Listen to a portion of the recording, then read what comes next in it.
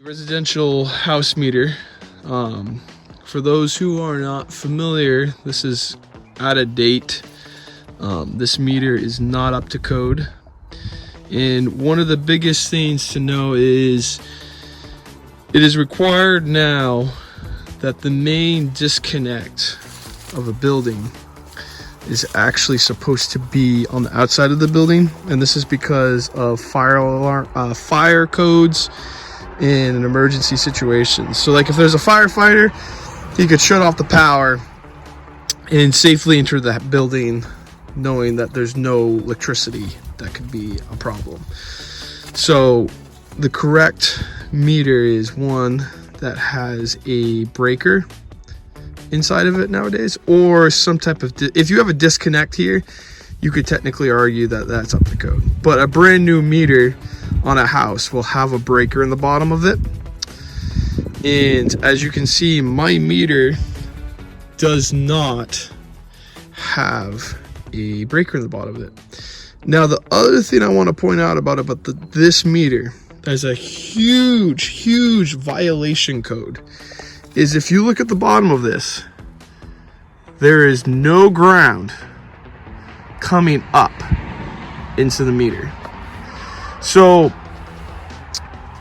I ran into one day where one of the breakers wasn't tripping, and I thought it was because of because I have older crappy breakers in this house, and without going into deep into electrical theory, if you do not have a proper ground and you have a short to ground, technically the breaker doesn't trip because the breaker uses reference to ground. Now, there might be some people who might argue this with me, but there is electrical theory out there that talks about how the ground is used for tripping the breaker, and I'm suspecting that is probably what is happening here. My house doesn't actually have proper ground. As you can see, there's no ground coming up. I don't even see a ground rod. So very likely this house has no proper ground. And then the other thing I want to point out as we look up this mast is, if you look way up there, you see that little eyelet and how it's above the weatherhead. Depending on your electrical distribution company, or I guess your electrical supplier is the more correct term, they do not allow that. The ones in my area do not allow this. That technically should be below the mast. And the other problem is, if you look, it's actually the conductors are on the roof. So this is a very bad service. There's no ground. There is no main disconnect, which the reason there's no main disconnect is because codes changed. So when this was installed, that wasn't a code. But the fact that this doesn't have a ground is very bad.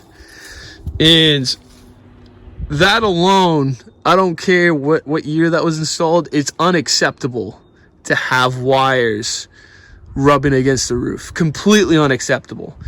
So I just wanted to point this out to you guys, because not a lot of people know a lot about electrical things. But if you were going to buy a house, or if you wanted to know, should I update my service? Is my service correct? Is it up to code? This is a prime example of an electrical service that is not code compliant at all.